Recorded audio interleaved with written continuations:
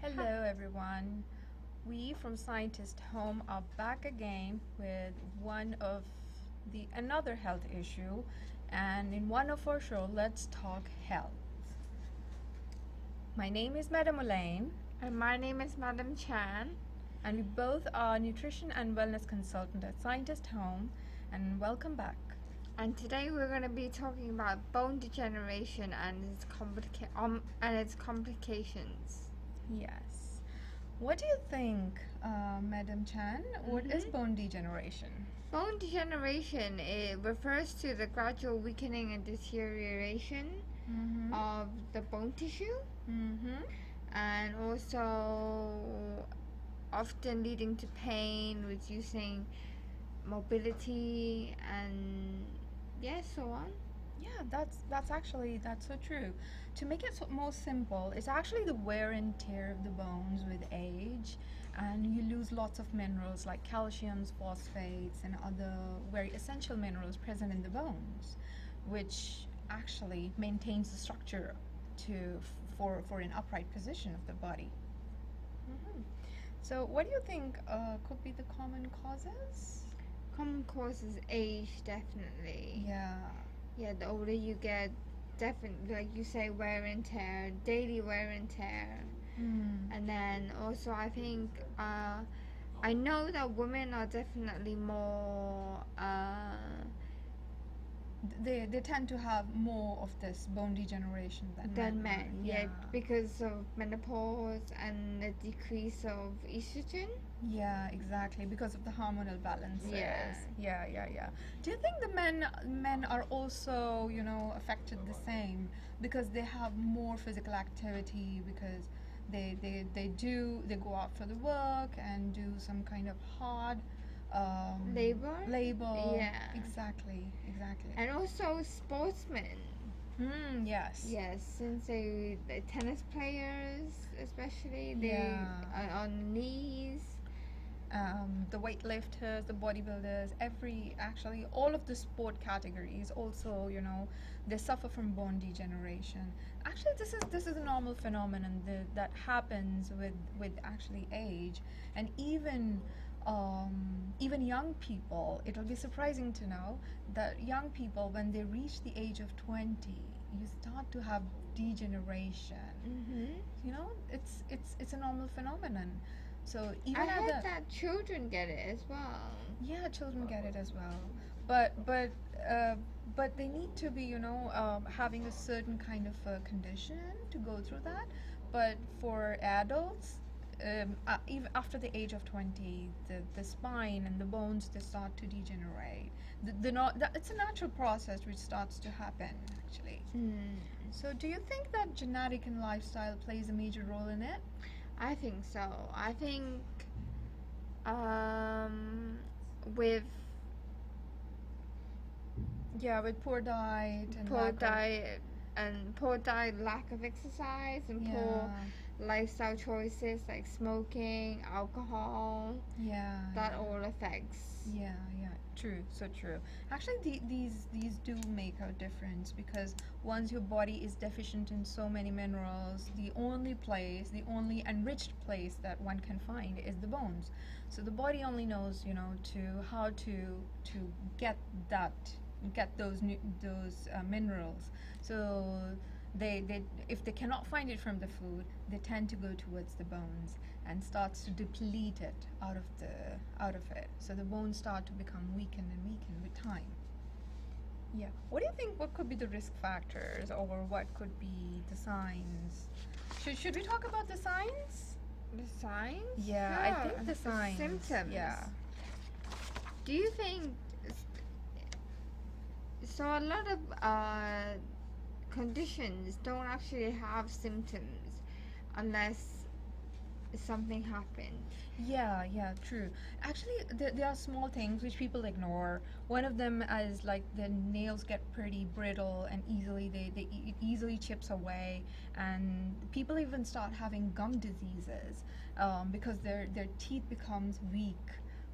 And then for people like middle-aged people, 45 years to 65 years of age, they have, like, if they're picking up something, their grip is, the power of the grip is reduced. Even though, because once the bones are weak, the muscle cells also weak, because everything is connected, right? So do you think the joints like the knee joints, shoulder, hip joint, this is also affected? Yes, definitely. But I'm not quite sure how. Because everything, there are 206 bones in the body, but surprisingly there are around Wow. there are surprisingly more joints than bones, around 350. So the more joints you have, the more degeneration you're gonna feel, whether it's your bigger joints like hip, knee, shoulder, or like smaller joints, like in your hands, like the fingers, your wrist joint, the ankle joints, the elbow joints. So it's very prevalent, and around 580 million people in the worldwide, according to the World Health Organization, they are suffering from this bone degeneration.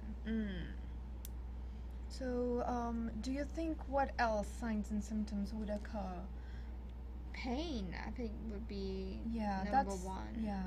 that's the first sign that comes. The patient comes to the clinics or comes to the health experts, because you can't live life with pain. You need to get rid of it. So what would if a person seemed to have these let's say these signs and symptoms, what should they do? Usually what they do is they the first thing, they go to the over-the-counter drugs that are readily available in the dispensaries, the painkillers.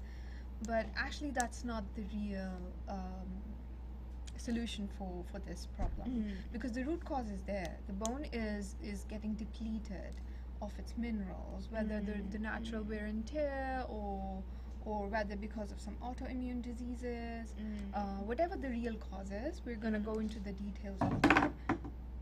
But this all contributes to it, and people, they just look for different bombs or painkillers. So do you think that people also feel generalized fatigue? I think so, because it does wear you down. Yeah, it wears you down because the muscles, the generalized fatigue is actually associated with the muscles, because muscles can't work. They are connected to the bones, and once the bones are weaker, the muscle gets weaker as well. So what do you think? What could be the common signs people or patients complain of? Like the clicking of the bones, like clicking of the joints, right? Clicking of the joints. Or mild swelling. Dizziness. Oh yeah, sometimes people. I've heard people say that they become very dizzy. Yeah, that's true.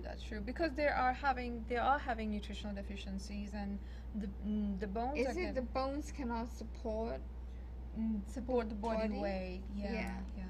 And last time we talked about obesity, and obesity is one of the biggest risk factors for contributing to bone degeneration, because the more weight you have, it's going to put pressure on the bones, and the honeycomb structure of the bone, it gets compressed. So this is one of the major risk factors as well. So I think here on the PowerPoint you can see that there are different types of arthritis, different types of bone degeneration. And one of them is like the symptoms includes the clicking or cracking of the sounds through the joint, also mild swelling, stiffness, especially when they wake up in the morning. They have stiffness in the joints. The people also complain that they cannot wake up from the bed. They want to, but they cannot take a step or something. Reduce flexibility. Yes, harder to bend down and harder to get back up. Yes, so true. Yes, and they also start to have bone spurs actually. So even if the joint is perfectly fine, but the bone starts to have different calcifications, and the spur starts to form, and it becomes painful. The whole joint becomes swollen up and becomes painful. So what treatment options do you think are available in the market or available throughout the world? Medications, right? Medication, Western medication. Yeah, different kinds of. If it's hormonal based, then definitely hormonal therapy or things like that. Pain relievers, some drugs to help the muscles to strengthen up. But actually, it's not the right solution to alleviate the Yes. problems, right? Because there are definitely a lot of side effects. Definitely, there are a lot of side effects. And last time we discussed in detail, once you start taking the medication, it's like a never-ending loop. You get side effects of that medication, then you've been prescribed for another one to diminish the side effects of that drug. But actually, the only option right now is to go through a surgical intervention, whether it be joint replacement or bone grafting or in advanced cases. But that's really terrifying for general people to go through that. It's expensive, it's a burden financially, and then And with age as well, not everybody is able to get that. Yes, so true. So what do you think are different types of bone degeneration? Arthritis? Yes, the arthritis is one of the major type.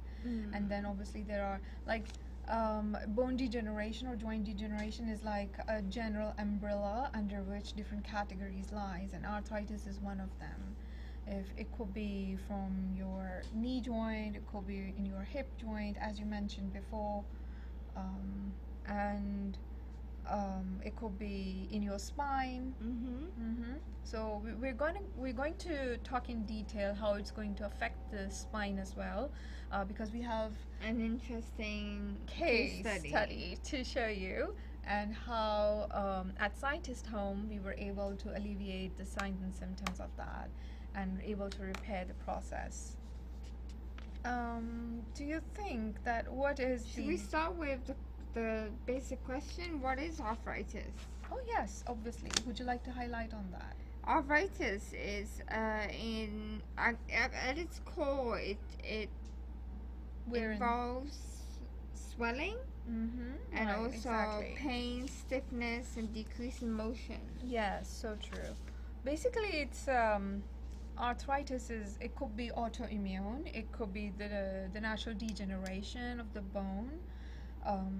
But once we go into the details, like as you can see, one of its type is osteoarthritis. In the slides here, it will be shown so soon to you. So it could be. There are actually 7 types of arthritis. Wait, hold on. Yeah, one of them is rheumatoid arthritis. The other one is ankylosing spondylitis. The other one is osteoarthritis, juvenile idiopathic. Wow, I if didn't it know is there in were the so children. many. Yes, yeah. Wow. The juvenile idiopathic if they are in children, psoriatic arthritis, gout, septic arthritis. So like there are these are the general. I'm giving you a quick overview. You know how you can categorize arthritis into these categories. So we're going to touch on a few of them in today's discussion in Health Talk. But we'll definitely be doing more of the shows in detail, bringing you different cases. In future. In future, yes. Yes. Yes, absolutely. So one of them is basically, let's talk about osteoarthritis. So once there is, it's one of the types that is basically the wear and tear of the joint, which is the natural process, the degeneration. So once there's as you can see, the two bones come together and the cartilage between those two it starts to break down, and once it starts to break down, the synovial fluid there's a fluid around it to make it more mobile, to decrease the friction. So that fluid also starts to decrease with age, and the cartilage doesn't have any nerve endings, you know. Do you know what's the interesting thing about it? The interesting thing is that the people don't even realize that this wear and tear process has already started, because the cartilage, the cartilage part of the bone doesn't have nerve endings. Oh, I see. And then there's no pain. Oh, I see. And the only time they start to have pain is when the cartilage is already gone. Oh. Yeah. Or maybe a fracture happening? Yeah, maybe it could be a fracture, it could be we're actually right now talking about the natural wear and tear. So the fracture is because of some injury. The fracture comes later in the process. But once the cartilage, as you can see here, so here the cartilages around it, once these two bones rub together, the cartilage breaks apart, and the bones have the nerve endings. You know, you start to have pain when I start to poke you like this, right? Yes. So exactly like that, the bones start to poke each other like this, right? And once they start to rub on each other, the patient feels like, oops, now I have pain, right? But the process has already have passed way further in the process, right? It's and it becomes difficult difficult to treat as well. Interesting. Yeah. And as you can see, like the healthy joint it should have the normal capsular region, the synovial fluid, and the cartilage, so that the bones they do not rub together, so the friction is reduced in the normal one. Okay. So what other types do you think that could be the cause, you know, in bone degeneration? Is it rheumatoid arthritis, right? I'm not sure. Yes, it is. Rheumatoid arthritis is one of them. Because the difference between the rheumatoid and the osteo one is that the rheumatoid is because of the autoimmune diseases. The body starts to attack itself. So once the body starts to attack the cartilage or the synovial fluid around it, so the joint becomes inflamed and swollen. Oh, I see. Oh, so is that got something to do with the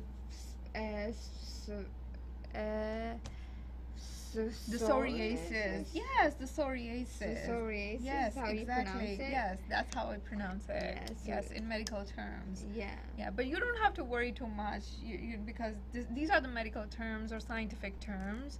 But this, in simple words, is actually the body attacked itself because they start to form antibodies against the cartilages and body's own structure. And once that, the natural process, it's also one of the natural process. Whenever there is a wear and tear, the antibodies come, attack it, get it repaired. But once that repair process is disrupted, you know, there's some kind of a change, or there's some kind of a problem in that process. The normal wear and tear becomes a problem. Yeah. So the main difference between the rheumatoid and the osteo one is as you can see, the osteo one is the cartilage is lost here, right? We can look at the healthy joint first.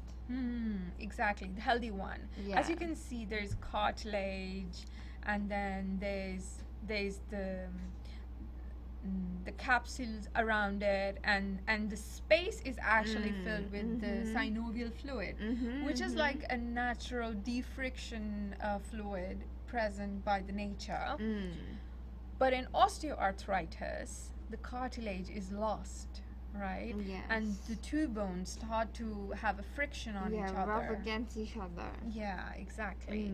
And then that's actually the term that you use, the wear and tear. I would like to refer it to that one. And in the rheumatoid one, you see once the body starts to attack around itself, the cartilage is gone, the synovial fluid is there, but it's all inflamed, right? So the bones here also gets, rub on each other, but not as much as in osteoarthritis. So it's basically erosion of the bone in osteoarthritis, but in the rheumatoid arthritis, but in osteo one, it's both ends rub together in the osteo one. Interesting. Yeah, and in once you see a patient walking around, you see there is symmetrical deformity in rheumatoid one, and then asymmetry, like usually patients like walking like bending towards one side, or maybe the joint bends towards one side, as you can see in the picture we have already shown. So what do you think, what could be the diagnostic tests, because you're an expert in it? Diagnostic tests? Yes. Let's so it will be the x-rays, right? First we would do an x-ray first. Yeah. To see what is going on inside internally. Yeah. And then a CT and an MRI. Yeah, exactly. And then definitely, if there are the symptoms, then definitely a full blood test would be great. Yeah. So actually first we do the x-ray to see the bone density. If there's another test in the scientific home, we do the bone density test. That's very cheap and easy to do, to see how your bones are, what's the actual condition of your bone is. So that's also one of the ways to do it. And then you do the x-rays to see if the bone, how much there is like mineral density of the bone, and then if there is some deformity, to see it more clearly, you can go for CTs or MRIs depending on the condition, which one you want to see. And then if it is autoimmune, we will definitely go for the blood test. Right? Okay. One of the main symptoms, you mentioned that menopausal women, they go through this osteoporosis process, right? They also go through degeneration, bone degeneration, and joint degeneration process. What do you think that what could be the cause of this osteoporosis? I know it's definitely because of the loss of estrogen due to menopause. Yeah. And also childbirth. Your hormones are everywhere. It's like a roller coaster ride of hormones, right? Yes. So it definitely contributes to this condition. Yeah. And especially after menopause, just like you said in childbirth, because the child needs a lot of minerals as well. So the female body, the mother's body, is actually like a nurturing area for the child, for the fetus, for the baby. So it takes away lots of minerals, lots of vitamins from the mother's body, and especially the bones, because mothers is also going through the same process, the hormonal thing, right? And after the menopause, it's a havoc for the bones. But there are different therapies available in the market, which we're gonna talk about in detail later on. Yes. Are you excited? Are you excited to know about that? What we have is pretty exciting. Yes. It's not a lot of money, but it can reverse something that is incurable. Yes, so true. Actually, it's in Western medicine. We what I have been practicing back in Pakistan and Saudi Arabia. It was more like a symptomatic treatment, unless you or you focus on just managing the symptoms, and once, because it's a process, an aging process, sometimes you can't stop it. The only thing you can do is to surgically replace it later on in age. But sometimes once you age, you can't just bear the surgery at times as well, right? So that's one of the contributing factors, that some people cannot go through surgeries apart from the financial things. So would you like to? And definitely all the post-op.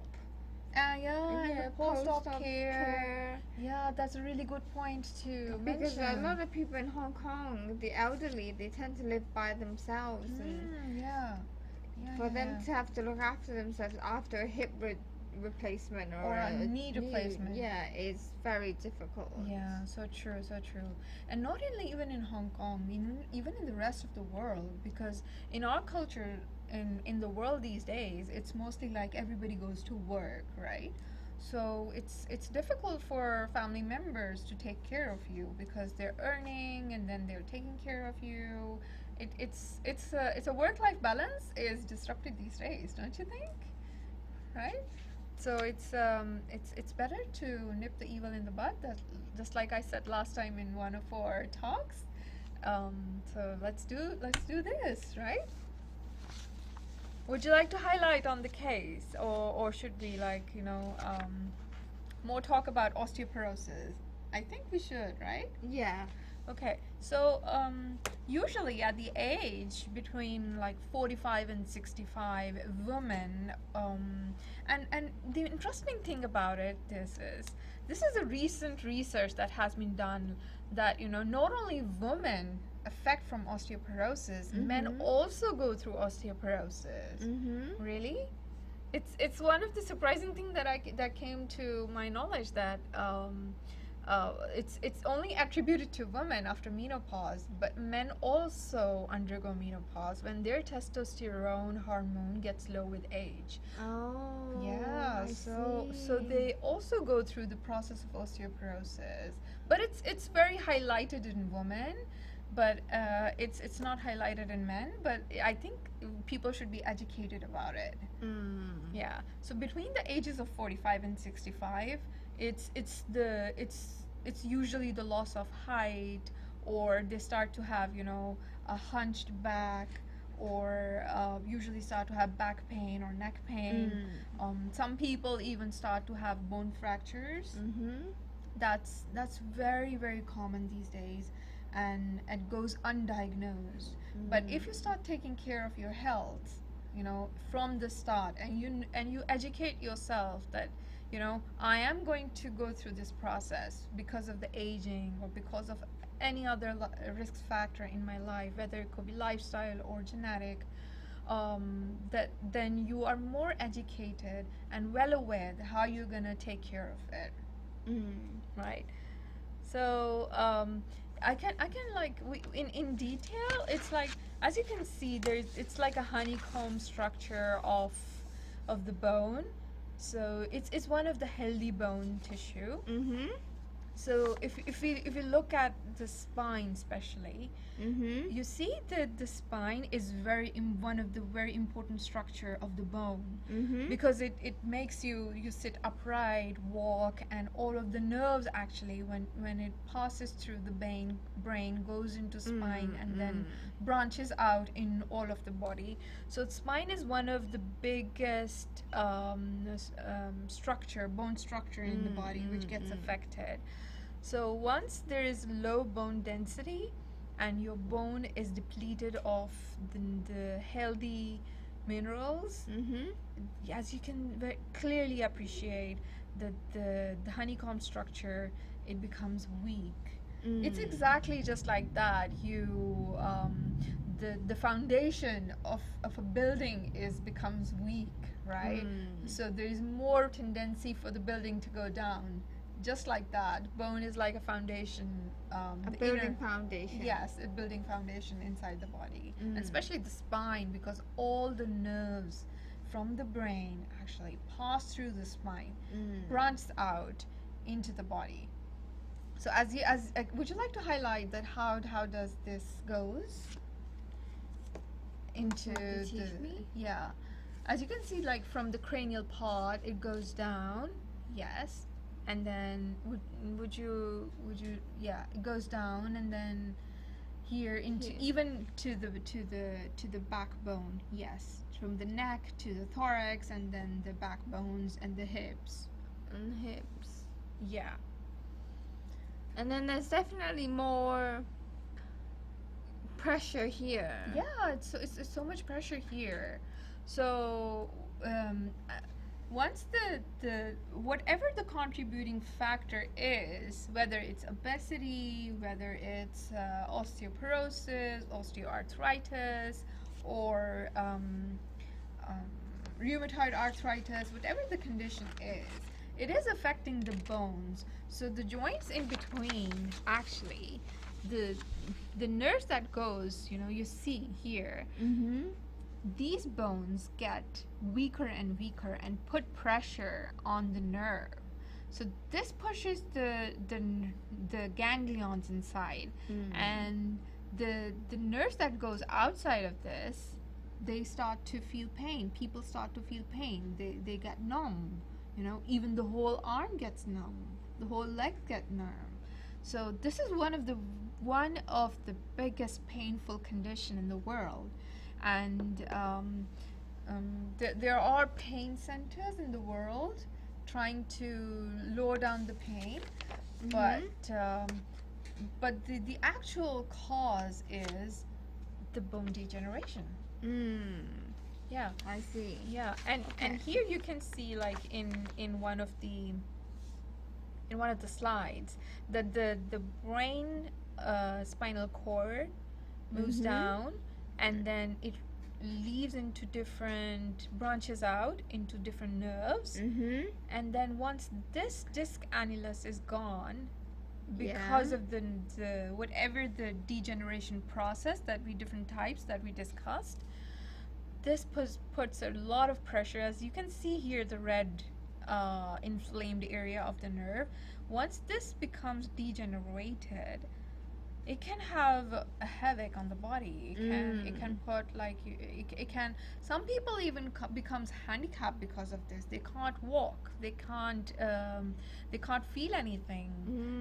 I see. So this is a very an important process of the body, which needs to be understood, and so people can start taking supplements or change their lifestyles, and start working on their health, because health is wealth. Right?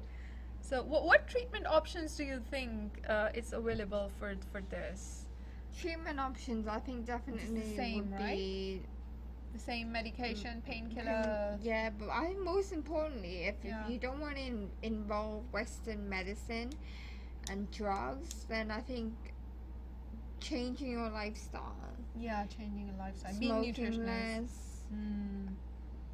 drinking less, Yeah. exercising a bit more, Eating a healthy diet. eating a healthy diet, but Yeah. don't go overboard on the calcium. Yeah. Even- Because once you go into the bone degeneration, people might think that people need to take calcium supplements. Would you like to Yes. highlight on that? Well,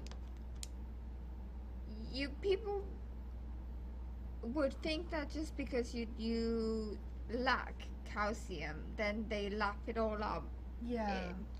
as supplements. Yeah. But actually, the more you have it, the More- opposite. The process is that you're putting yourself to lots of calcifications inside the body. Yes. Too So- much of something is never good. Yes, there should be a limit to everything. Even if Yes. you're taking a healthy diet, it needs to be in a healthy limit. So same goes for calcium. You can't just prescribe your own self just because it's available over the counter, right? As Madam Chan has highlighted. So would you like to discuss the case? Yes, let's go into our case study today. Case study. Yes. It's actually really interesting. We're going to show you the importance of this, that why we were talking.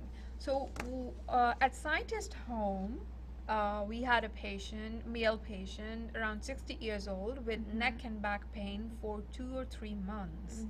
And he had numbness and pains in hands. So and feet. feet as well, yes. And also fingers of the toes and the hand. So it was a very interesting to see, you know, with this age range, 60 years and male, when you don't want to be dependent on somebody, right? It 60 becomes is still very young. it's very young, right? In Hong Kong, it's very young, I know. But like in certain parts of the world where I was practicing medicine, it's 60 is like the retirement age. So people are usually having lots of health issues at that time, and it's like the decline age. It's considered as decline age there, but it's in Hong Kong. I was really surprised to see that people have a very high age ranges, and it's really good to see that 60 is considered a younger age here. Yeah. And even in this age, he was having numbness and pain all around the limbs.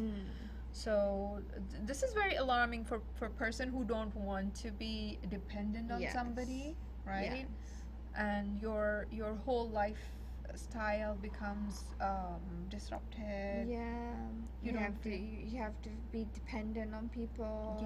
Exactly. It's a lot. It's a lot, actually. It's a lot to take. So under the guidance of Chansa, our founder, this patient did go and have an X-ray of all the spine. And where else? Neck and spine. Neck and spine. Actually, when this patient contacted Chancer, he didn't have any of the diagnostic tests done before. So Chancer advised him to have an X-ray of the lumbar spine and also the neck because of his symptoms. So this was really interesting to see that his spine was a spondylosis. Spondylosis is, I don't want to bombard you with difficult words, but in simple words, it's actually when you see at the lower back, the spine, lower back, the disc of the spine becomes weaker and weaker. And once they become weaker, just like I showed you here in this one, they start to fuse together. And once they start to fuse together, lumbar spondylosis starts to happen, right? So the disc spaces were intact, right? But the DEXA scan was advised to him, and then for the cervical spine, also there was cervical spondylosis was seen in C6 and C7. Would you like to show it or show our audience on maybe on the neck side, on the neck one? Here you can see, like in this region, on the neck region, this region was affected, and also the lower back. Would you like to highlight? Yes, also the lower back was affected. Yes, these regions were affected. And now I'm going to show you the x-rays of that patient. The red highlighted part is actually the neck region of that. You can see that these markings, these were the vertebra, the bony structure that were going degeneration and spondylitis. So this was causing pressure on the nerves that were coming from here, and that's why he was having numbness and pain in both of his limbs and arms. Okay, so and then the other one, as this is another view from the front, and as you can see that this region is pretty much affected, right? And this is the lower region, the back region of that patient. So as you can see, this marked vertebra, is less dense and is the affected one. So the space here, as you can see, the space between these two vertebrae is less. So the nerve on here was being compressed, and the patient was having symptoms like this. But worry no more. We have solution at Scientist Home. We do.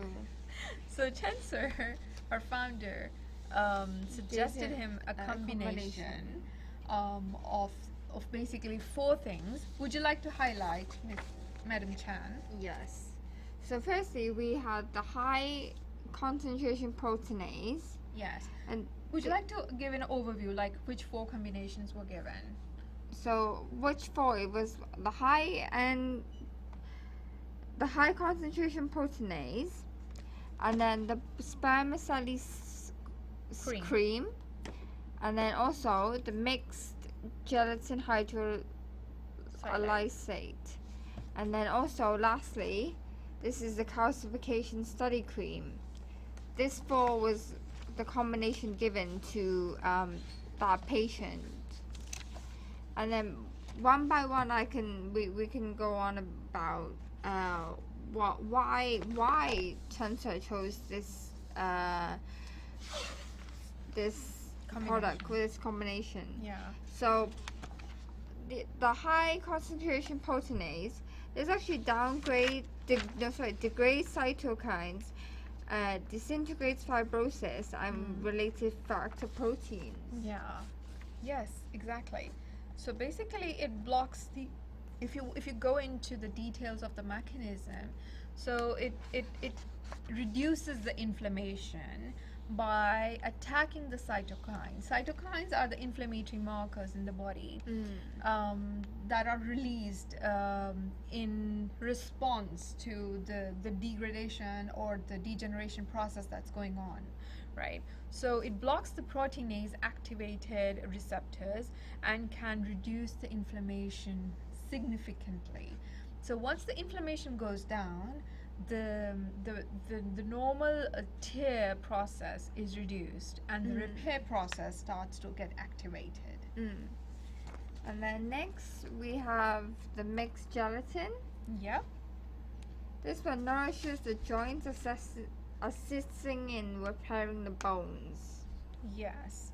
So the mixed gelatin basically is basically a hydrolyzed collagen, and it activates the chondrocytes to replenish the cartilage that is being lost, and starts the repairing process of the cartilage in the bones.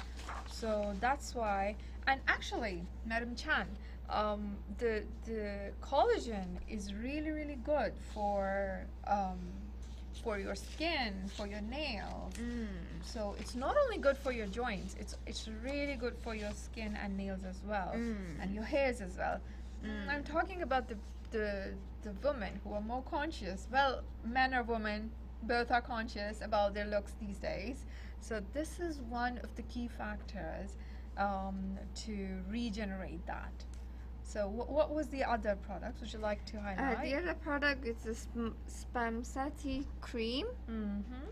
And this one, the spermiceti cream, it helps with the arthritis, tendons, ligaments, and